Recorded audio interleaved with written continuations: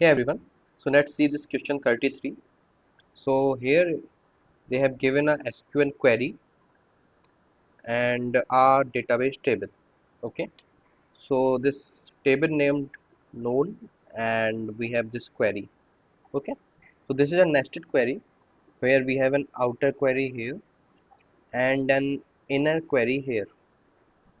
Okay, so when any time we have such a nested query, we try to solve the inner query first. तो पहले हम इस वाली query को solve करेंगे which is saying select max okay of n2 dot amount.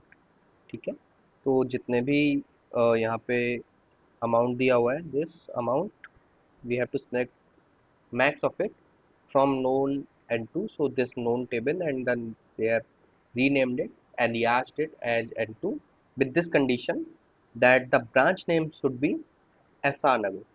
Okay, so let's see. uh, So here three rows are there which have name SR Nagar and max of it is 40,000, 25,000, 65,000. So max of it is 65,000. So basically the whole this whole query will give us 65,000. So and simply write it here 65,000. Okay.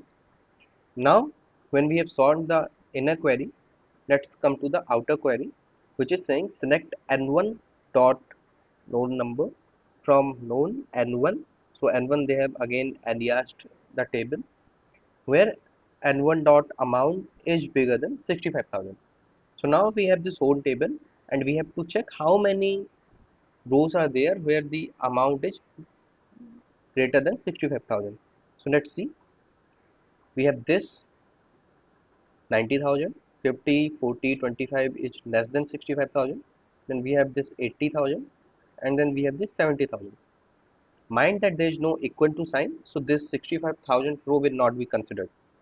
So there will be only three rows which will this SQL query answer, that is this 90,000, 80,000 and 70,000.